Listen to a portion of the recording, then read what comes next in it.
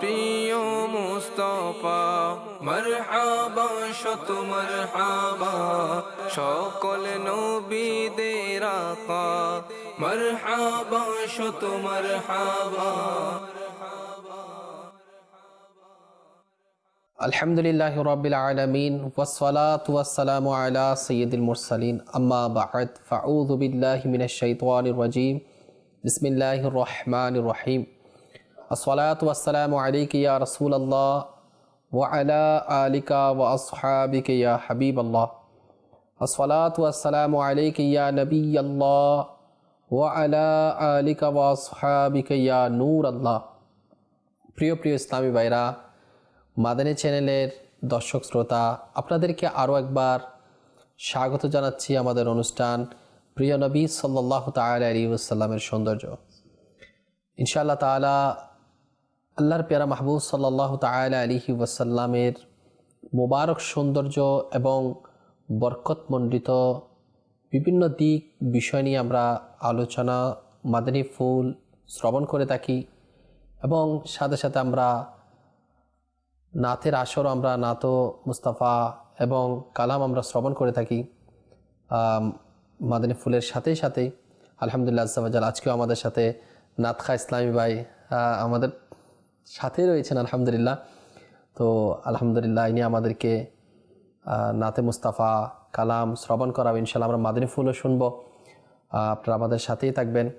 শুরুতে আসুন আমরা আল্লাহ তাআলার পেয়ারা মাহবুব সাল্লাল্লাহু তাআলা আলাইহি ওয়াসাল্লামের উপর দুরূদ শরীফ পাঠ করার ফজিলত আমরা শ্রবণ করি যে আল্লাহ তাআলার প্রিয় নবী রাসূলে আরবি রাহমাতুল আলামিন হুজুর সাল্লাল্লাহু তাআলা আলাইহি ওয়াসাল্লাম এর খুশবুদার ফরমান হচ্ছে, আমার উপর তোমাদের দরুদে পাক পড়া সেটা পুল সিরাতের উপর নূর হবে। যে ব্যক্তি জুমার দিন আমার উপর ৮০ বার দরুদ শরীফ পাঠ করবে তার ৮০ বছরের গুনাহ মাফ হয়ে যাবে। প্রিয় ইসলামী ভাইরা, মাদানী চ্যানেলের দর্শক শ্রোতা, যে আল্লাহ তাআলার পেয়ারা মাহবুব সাল্লাল্লাহু আলাইহি ওয়াসাল্লামের উপর দুরূদ শরীফ পাঠ করার বরকতে জুমার দিন ৮০ বার পড়লে ৮০ বছরের গুনাহ মাফ হয়ে যায়। শুধু তাই নয়, এটাও শ্রবণ করলাম ওই দুরুদে পাক পাঠ করা সেটা পুলসিরাতের উপর নূর হবে। পুলসিরাত কত ভয়ানক, যে আমাদেরকে জান্নাতে যদি যেতে হয় একটাই পথ, সেটা হচ্ছে পুলসিরাত অতিক্রম করে আমাদেরকে পার হতে হবে। আর বলা হচ্ছে মানুষ হেসরাতে হেসরাতে হোঁচটকে জাহান্নামের মধ্যে পড়তে থাকবে। নিচে জাহান্নাম তরবারের চেয়ে ধারালো এবং চুলের চেয়েও সূক্ষ্ম সেই পুলসিরাতের সে রাস্তা। আর নিচ থেকে জাহান্নামের কন্দনরত আওয়াজ কানের মধ্যে ভেসে আসবে। আর নিজের আমল নামার যদি নেকি শূন্য হয় তখন কি অবস্থা হবে। আর অনেকেই বিদ্যুতের গতিতে, কেউ উড়ন্ত পাখির গতিতে, কেউ ঘোড়ার গতিতে, কেউ হাঁটার চলার গতিতে বিভিন্নভাবে পার হবে। আর আল্লাহ তাআলার পেয়ারা মাহবুব সাল্লাল্লাহু আলাইহি ওয়াসাল্লামের উপর যারা দুরূদ শরীফ পাঠ করেছে দুনিয়াতে, তাদের জন্য যখন নূর হবে, আর নূর যেখানে থাকে সেখানে তো জাহান্নামের আগুনের কোনো অস্তিত্বই থাকে না। আসুন সে নবী আলাইহিস সালাতু ওয়াস সালামের উপর আমরা দুরূদ শরীফ পাঠ করি। সাল্লু আলাল হাবিব সাল্লাল্লাহু আলা মুহাম্মদ সাল্লাল্লাহু আলাইহি ওয়াসাল্লাম সাল্লাল্লাহু আলা মুহাম্মদ সাল্লাল্লাহু আলাইহি ওয়াসাল্লাম দৌলত যদি চাও জাহানের পড় ওয়াজিফা নামে মুহাম্মদ সাল্লাল্লাহু على محمد صلى الله عليه وسلم صلوا على الحبيب صلى الله على محمد صلى الله عليه وسلم صلى الله على محمد صلى الله عليه وسلم। গত পর্বে প্রিয় নবী সাল্লাল্লাহু আলাইহি ওয়াসাল্লাম সৌন্দর্য অনুষ্ঠানে আমরা আমাদের প্রিয় নবী সাল্লাল্লাহু আলাইহি ওয়াসাল্লামের চরণ মোবারকের নিয়ে আলোচনা আমরা শ্রবণ করেছি। ইনশাআল্লাহ আজ্জা ওয়া জাল আজকেও হুজুর আলাইহিস সালাতু ওয়াস সালামের পবিত্র চরণ মোবারকের বরকত নিয়ে আজকের পর্ব আমরা দ্বিতীয় অংশে আমরা ইনশাআল্লাহ তাআলা আমরা আলোচনা শ্রবণ করব। আল্লাহ তাআলার প্যারা মাহবুব সাল্লাল্লাহু আলাইহি ওয়াসাল্লামের চরণ মোবারকের মুজিজা তো অসংখ্য রয়েছে। আসুন আমরা শ্রবণ করি যে আল্লাহর প্যারা মাহবুব সাল্লাল্লাহু তাআলা আলাইহি ওয়াসাল্লামের চরণ মোবারক হলো সেই চরণ। একবার হুজুর সাল্লাল্লাহু আলাইহি ওয়াসাল্লাম হযরত আবু বকর, হযরত ওমর, হযরত উসমান রাদিয়াল্লাহু তাআলা আনহুম এর সঙ্গে উহুদ পর্বতের মধ্যে দণ্ডায়মান ছিল। তখন ওই পর্বত কাঁপতে লাগলো, কম্পনরত ছিল। হুজুর সাল্লাল্লাহু তাআলা আলাইহি ওয়াসাল্লাম পাহাড়ের উপর আঘাত করলেন পা দিয়ে এবং ফরমালেন, থেমে যা, তোর উপর রয়েছেন একজন নবী, একজন সিদ্দিক ও দুজন শহীদ। বুখারী শরীফের মধ্যে আসছে। সুবহানাল্লাহ, সুবহানাল্লাহ। আল্লাহর প্যারা মাহবুব সাল্লাল্লাহু আলাইহি ওয়াসাল্লাম ইশারা করছে যেন এই কম্পন থেমে যায়। ইশারা করছে কাকে? পর্বতকে। আলা হযরত ইমাম আহলে সুন্নাত মুজাদ্দিদ দ্বীন মিল্লাত ইমাম আহমদ রাজা খান রাহমাতুল্লাহ আলাইহি কতটা সুন্দর লিখেছেন। অর্থাৎ এক পদাঘাতে উহুদের কম্পন চলে যায়। আল্লাহু আকবার, কতই না গাম্ভীর্যময় ক্ষমতার অধিকারী হন পায়ের গোড়ালি দয়। আর এটাই সে উহুদ পর্বত যার সম্পর্কে আমাদের প্রিয় নবী সাল্লাল্লাহু আলাইহি ওয়াসাল্লাম বলেছেন, এই পর্বত আমাদেরকে ভালোবাসে এবং আমরা তাকে ভালোবাসি। হুজুর আলাইহিস সালাতু ওয়াস সালামকে ভালোবাসে, এটা বুখারী শরীফের মধ্যে আসছে। যদি হুজুর আলাইহিস সালাতু ওয়াস সালামকে পর্বত ভালোবাসে, যদি না ভালোবেসেছে বিদায় আল্লাহর প্যারা মাহবুব সাল্লাল্লাহু আলাইহি ওয়াসাল্লাম পর্বতকে ভালোবেসেছে। তো পর্বতকে যখন নবী সাল্লাল্লাহু আলাইহি ওয়াসাল্লাম ভালোবেসেছে, তাহলে আমরাও পর্বতকে কি করতে হবে? উহুদ পাহাড়কে ভালোবাসতে হবে। তো উহুদ পাহাড়ের যদি এত বরকত হয়, এত ভালোবাসা হয়, তাহলে আমরা প্রিয় নবী সাল্লাল্লাহু আলাইহি ওয়াসাল্লামকে কেন ভালোবাসবো না? ভালোবাসি ভালোবাসি প্রিয় নবীকে, ভালোবাসি ভালোবাসি প্রিয় নবীকে, আমরা আল্লাহর নবীকে ভালোবাসি, আমরা আল্লাহর নবীকে ভালোবাসি, তাই তোমরা জান্নাতের অধিকারী।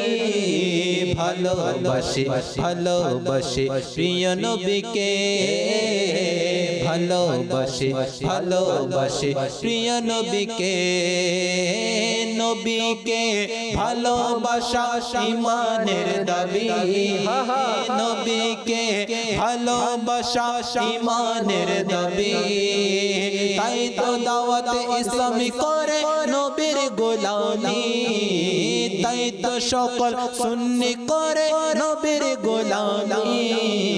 ভালোবাসি ভালোবাসি প্রিয় নবীকে, ভালোবাসি ভালোবাসি প্রিয় নবীকে।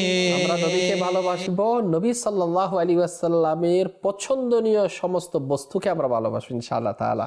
যে হযরতে ওসমান ইবনে আফফান রাদিয়াল্লাহু তাআলা আনহু বলেন, একদা হুজুর সাল্লাল্লাহু আলাইহি ওয়াসাল্লাম হযরতে আবু বকর ও হযরত ওমর রাদিয়াল্লাহু তাআলা আনহুম এর সঙ্গে শাবির পর্বতে দণ্ডায়মান ছিলেন। আমি উপস্থিত ছিলাম। তখন সেটার কম্পন শুরু হলো। হুজুর সাল্লাল্লাহু আলাইহি ওয়াসাল্লাম তার উপর পা দিয়ে আঘাত করলেন এবং ফরমালেন, থেমে যা। অতঃপর তা থেমে যায়। নাসাই, আবু দাউদ এবং তিরমিজি শরীফের মধ্যে আসছে। আচ্ছা, এরপর আর এটাই সেই বরকতময় চরণ যা কোনো প্রাণীর উপর পতিত হলে সেটা দীর্ঘগামী ও দুর্বল হতো। হুজুর সাল্লাল্লাহু তাআলা আলাইহি ওয়াসাল্লামের বরকতময় চরণ এরকমই, যা কোনো প্রাণীর উপর যদি পতিত হয়, দীর্ঘগামী ও দুর্বল যদি হতো, সেটা দ্রুতগামী হয়ে যেত এবং চালাক হয়ে যেত। কেমন?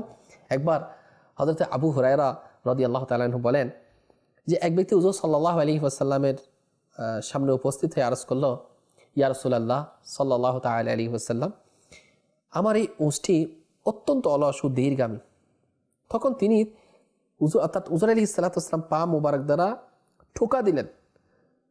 হযরতে আবু হুরায়রা রাদিয়াল্লাহু তাআলা আনহু বলেন, খোদার কসম, যার নিয়ন্ত্রণে আমার প্রাণ রয়েছে, অতঃপর তা এত দ্রুতগামী হয়ে যায় কাউকে তার আগে যেতে দিত না। মুসলিম শরীফের মধ্যে আসছে এটা। আচ্ছা, তারপর বুখারী শরীফ, মুসলিম শরীফ, শিফা শরীফ, খাসাইস কুবরা এর মধ্যে আসছে হযরতে আনাস রাদিয়াল্লাহু তাআলা আনহু বলেন, একদা আল্লাহর পেয়ারা মাহবুব সাল্লাল্লাহু আলাইহি ওয়াসাল্লাম হযরতে আবু তালহার ঘোড়ার উপর সওয়ারি হলেন, যা ছিল অত্যন্ত অলস এবং দীর্ঘগামী। এরপর যখন হুজুর আলাইহিস সালাতু ওয়াস সালামের ছোঁয়া লেগে গিয়েছে, অতঃপর সেটা এমন দ্রুতগামী হয়ে যায় তার সাথে কোনোটা চলতে সক্ষম হতো না। আল্লাহু আকবার, আল্লাহু আকবার। শিফা শরীফের মধ্যে আরও আসছে যে হযরতে জাবির রাদিয়াল্লাহু তাআলা আনহু বলেন, আমি জাতুর রোকা একটা যুদ্ধ, ওই এখানে হুজুর সাল্লাল্লাহু আলাইহি তাআলা হুজুর আলাইহিস সালাতু ওয়াস সালামের সঙ্গেই ছিলাম। আমার উট ছিল খুবই দুর্বল, সেটা ক্লান্ত হয়ে বসে গেল। হুজুর সাল্লাল্লাহু আলাইহি ওয়াসাল্লাম তশরিফ আনলেন এবং ফরমালেন, তোমার কি অবস্থা? আমি আরজ করলাম, আমার উট ক্লান্ত হয়ে পড়েছে বিদায় আমি পেছনে পড়ে গেলাম। এটা ছিল হুজুর সাল্লাল্লাহু তাআলা আলাইহি ওয়াসাল্লাম তার বাহন থেকে অবতরণ করলেন এবং তাকে একটি টোকা দিলেন। অতঃপর সেটা এমন ফুর্তিতে এসে গেল যে জাবির তার লাগাম নিয়ন্ত্রণে রাখতে পারবেন না, এমন অবস্থা। অর্থাৎ এমনভাবে শক্তিশালী হয়ে গেল যে লাগামটা নিয়ন্ত্রণ করার মানে সম্ভব হচ্ছিল না, এমন অবস্থা। আচ্ছা, এরপর হচ্ছে এ ছিল হুজুর আলাইহিস সালাতু ওয়াস সালামের স্পর্শের প্রভাব। এইরূপ যে মৃত প্রায় ধীরগামী অলস প্রাণী, যেটা একেবারে কর্মশক্তি হারিয়ে ফেলে কিংবা দুর্বল হয়ে পড়ে, তার উপর কেমন প্রভাব? আমরা যদি একটু সাধারণভাবে যদি একটু চিন্তা ভাবনা করি, কোনো দীর্ঘগামী কিংবা পশুকে, জন্তুকে যখন আঘাত করা হয়, তখন সে একটু মানে পেছনের দিক থেকে যখন বা কোনোভাবে আঘাত করা হয়, সে পূর্বের অবস্থা থেকে একটু কি হয়, দ্রুতগামী হয়। যখন দেখা যাচ্ছে একটা পশু যাচ্ছে না, তাকে যখন প্রহর করা হয় কিংবা একটু ধাক্কা দেওয়া হয়, তখন সে একটু সামনের দিকে এগিয়ে চলে। কিন্তু হুজুর আলাইহিস সালাতু ওয়াস সালামের যে টোকা দিয়েছিল, এটা এমন নয়, এটা শুধু শরীরের সাথে সম্পর্ক নয় যে শরীর দিয়ে ধাক্কা দিয়েছে সেজন্য সেটা সামনে দ্রুতগামী হয়ে গেল, এমন নয়। বরং হুজুর সাল্লাল্লাহু তাআলা আলাইহি ওয়াসাল্লাম কর্ম শরীর পর্যন্ত সীমাবদ্ধ নয়, বরঞ্চ সেটা প্রকৃতি ও স্বভাবের উপর কার্যকারী ছিল। যেমন হযরত আব্দুল্লাহ ইবনে আবি তালহা রাদিয়াল্লাহু তাআলা আনহু বলেন, একবার হুজুর করিম সাল্লাল্লাহু তাআলা আলাইহি ওয়াসাল্লাম হযরত সাদ ইবনে উবাইদার অত্যন্ত দীর্ঘগামী গাধার উপর সওয়ার হলেন। তখন তিনি ওটা ফেরত দিলেন। তা এত দ্রুতগামী অশ্বের ন্যায় পথ অতিক্রম করতো যে অন্য কোনো গাধা তার সাথে চলতে সক্ষম হতো না, যেটা খাসাইস কুবরার মধ্যে আসছে। এই বিষয়ে অনেক হাদিস শরীফ রয়েছে। হযরত আল্লামা দিমিয়াবি রাহমাতুল্লাহ আলাইহি বলেন, যে চতুষ্পদ জন্তু উপর হুজুর সাল্লাল্লাহু তাআলা আলাইহি ওয়াসাল্লাম আরোহণ করেছেন, হুজুর আলাইহিস সালাতু ওয়াস সালামের কদম মোবারকের স্পর্শ লেগেছে, যেটার উপর সাওয়ারি হয়েছেন, যেটার উপর আরোহণ করেছেন, এরা কখনোই প্রস্রাব ইত্যাদি করেননি এবং কোনো সময় রোগ আক্রান্ত হয়নি। যে হুজুর আলাইহিস সালাতু ওয়াস সালামকে জীবজন্তু পশুরাও হুজুর সাল্লাল্লাহু তাআলা আলাইহি ওয়াসাল্লামের তাজিমের ব্যাপারে কেমন খেয়াল রেখেছে, যেটার উপর সাওয়ার হয়েছে সেটা প্রস্রাব করেন নাই।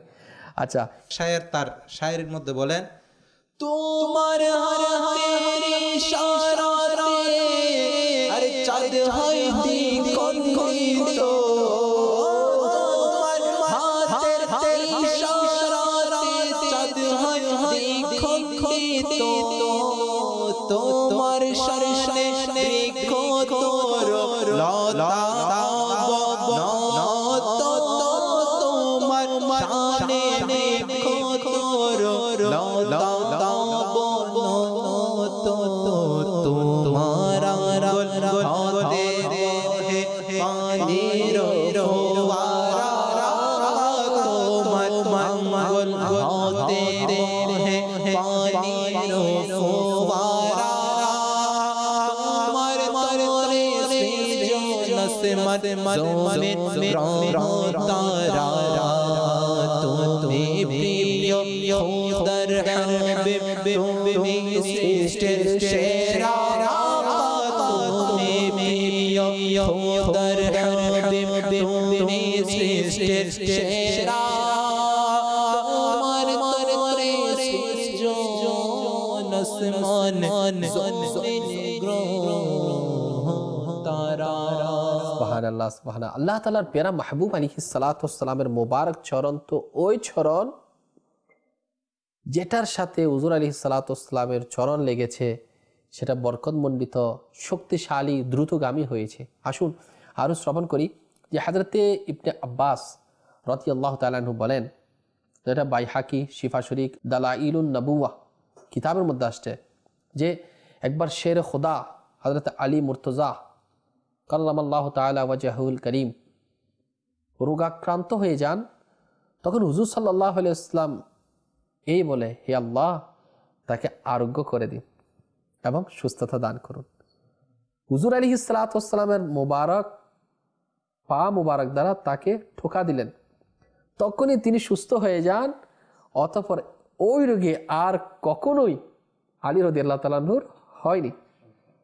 আচ্ছা, যেখানে ঠোকার প্রভাব এই যে তৎক্ষণাৎ রোগ নিরাময় হয়ে গেল, অতঃপর এই রোগ আর কখনোই হয়নি, এই ছিল হুজুর আলাইহিস সালাতু ওয়াস সালাম পাদয়ের প্রভাব, পা মুবারকের, চরণ মুবারকের প্রভাব।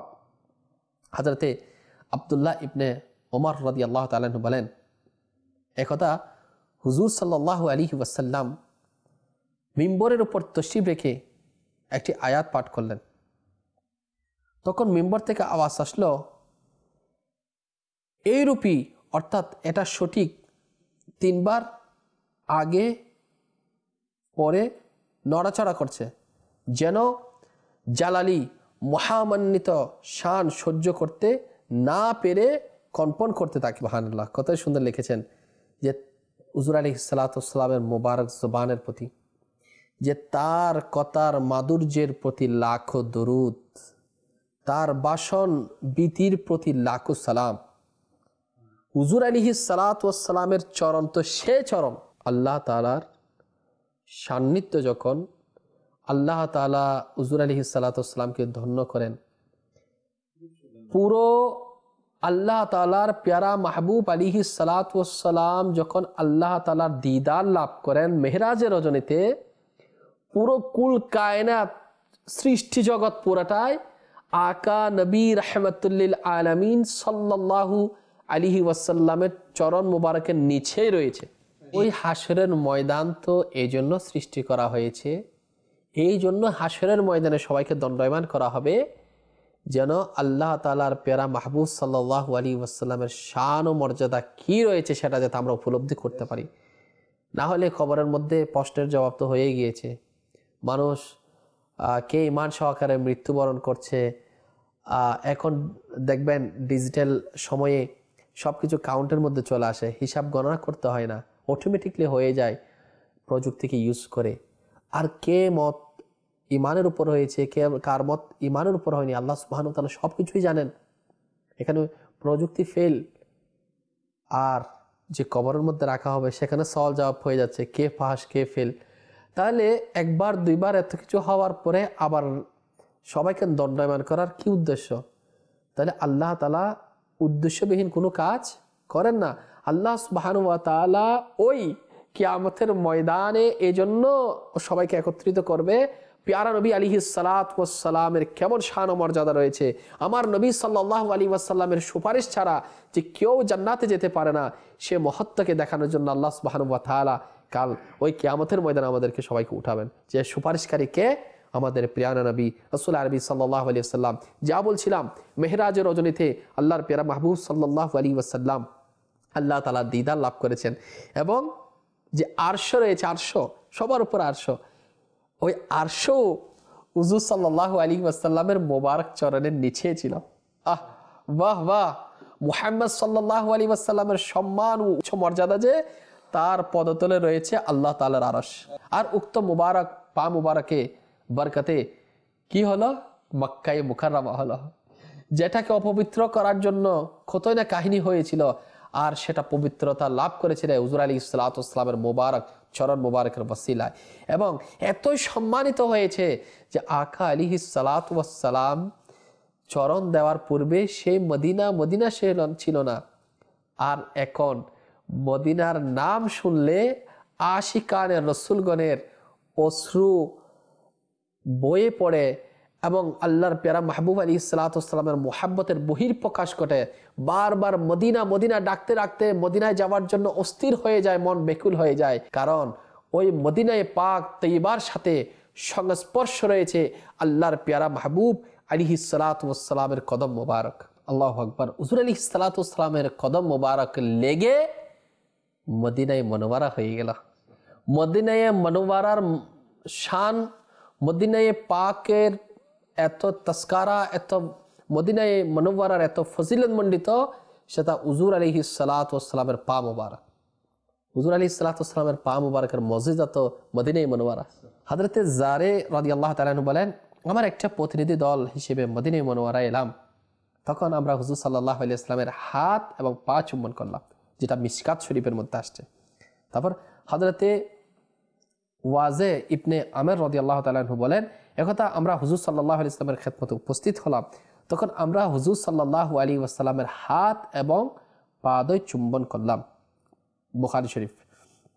আচ্ছা, হযরতে রুবাইদা রাদিয়াল্লাহু তাআলা আনহু বলেন, এক বেদুইন হুজুর সাল্লাল্লাহু তাআলা আলাইহি ওয়াসাল্লামের কাছে মুজিজা চাইল, মুজিজা দেখার জন্য। হুজুর সাল্লাল্লাহু আলাইহি ওয়াসাল্লাম বেদুইনকে ফরমালেন, ওই বৃক্ষটাকে বলো রাসূলুল্লাহ সাল্লাল্লাহু আলাইহি ওয়াসাল্লাম তোমাকে ডাকছেন। সে যখন বলল, বৃক্ষটা তার ডানে বামে সম্মুখে পেছনে ঝুঁকল, তখন ওটার শিকড়গুলো ভেঙে যায়, অথবা তা মাটি খুদাই করে শিকড়গুলো টেনে বালি থেকে উড়িয়ে হুজুর আলাইহিস সালাতু ওয়াস সালাম এসে দাঁড়ালো এবং বলল, আসসালামু আলাইকা ইয়া রাসূলুল্লাহ সাল্লাল্লাহু আলাইহি ওয়াসাল্লাম। বেদিন বলল, আপনি তাকে আদেশ করুন যেন এটা ওখানে ফিরে যায়। তার নির্দেশে ওটা ফিরে গেল এবং শিকড়গুলোর উপর গিয়ে সোজা দাঁড়িয়ে গেল। বেদিন বলল, আমাকে অনুমতি দিন, আমি আপনাকে সিজদা করব। হুজুর আলাইহিস সালাতু ওয়াস সালাম ফরমালেন, যদি কাউকে সিজদা করার হুকুম আমি কোনো ব্যক্তিকে দিতাম, তাহলে নারীকে হুকুম দিতাম সে যেন তার স্বামীকে সিজদা করে। বেদিন আরজ করল, হুজুর তাহলে আমাকে আপনার হস্ত অর্থাৎ হাত এবং চরণ মুবারকে চুম্বন করার অনুমতি দিন। তখন হুজুর সাল্লাল্লাহু তাআলা আলাইহি ওয়াসাল্লাম তাকে অনুমতি প্রদান করলেন, যেটা শিফা শরীফ দালাইলুন নবুওয়া এর মধ্যে রয়েছে। সুবহানাল্লাহ সুবহানাল্লাহ। এখন মুজিজার ধরনটা আসছে কি, চাইলে হুজুর আলাইহিস সালাতু ওয়াস সালাম বৃক্ষকে আদেশ করতে পারতো। এখানে একটু মাদানী চ্যানেলের দর্শকরা একটু আপনারা চিন্তা করেন, ডাকটা কিন্তু নবী সাল্লাল্লাহু তাআলা আলাইহি ওয়াসাল্লাম স্বয়ং দেন নাই। হুজুর সাল্লাল্লাহু আলাইহি ওয়াসাল্লাম ওই বেদিনকে বলল যে তুমি গিয়ে বলো যে হুজুর সাল্লাল্লাহু আলাইহি ওয়াসাল্লাম তোমাকে ডাকছে। তাহলে হুজুর সাল্লাল্লাহু আলাইহি ওয়াসাল্লাম ডাইরেক্ট নির্দেশ না দিয়ে বেদুইনের মাধ্যমে ওই কাজটা করালো। তাহলে যখন বেদুইন ডাক দিল, হুজুর সাল্লাল্লাহু আলাইহি ওয়াসাল্লামের ডাক আসছে, তাহলে বৃক্ষ কিভাবে বুঝতে পারলো যে হুজুর সাল্লাল্লাহু আলাইহি ওয়াসাল্লামের ডাক আসছে? হুজুর সাল্লাল্লাহু আলাইহি ওয়াসাল্লামের ডাকে নয়, বরঞ্চ মুজিজা কেমন, যে বেদুইন যখন বলতেছে, বেদুইনের জবান মুখ দিয়ে যখন বের হচ্ছে আকা আলাইহিস সালাতু ওয়াস সালাম ডাকছে, তখন দেরি না করে ওই বৃক্ষটা কেমন চলে আসলো। তো প্রিয় ইসলাম ভাইরা, মাদানী চ্যানেলের দর্শক শ্রোতা, সে নবী আলাইহিস সালাতু ওয়াস সালামের সাথে কে না জান্নাতে থাকতে চায়? যারা আশিকানে রাসূল তারা সবাই চায়। আর আমরা যদি চাই, তাহলে আল্লাহর প্যারা মাহবুব আলাইহিস সালাতু ওয়াস সালামের মুবারক সুন্নাত এর উপর আমল করা আমরা নিজেদের নিত্যদিনের সঙ্গী বানিয়ে নিই। ইনশাআল্লাহ তাআলা আমাদের দুনিয়া এবং আখিরাতের মধ্যে অসংখ্য ভালাই কামিয়াবি আমাদের নসিব হবে। তো শুনলাম যে ওই বেদুইন আল্লাহর মাহবুব আলাইহিস সালাতু ওয়াস সালামকে সিজদা করার জন্য চেয়েছিল, আল্লাহর প্যারা মাহবুব সাল্লাল্লাহু তাআলা আলাইহি ওয়াসাল্লাম অনুমতি দেন নাই। যে বলল, যদি কোনো ব্যক্তিকে এর নির্দেশ দিতাম যে কাউকে সিজদা করবে, তাহলে বলতাম যে স্ত্রী যেন তার স্বামীকে কি করে, সিজদা দেয়।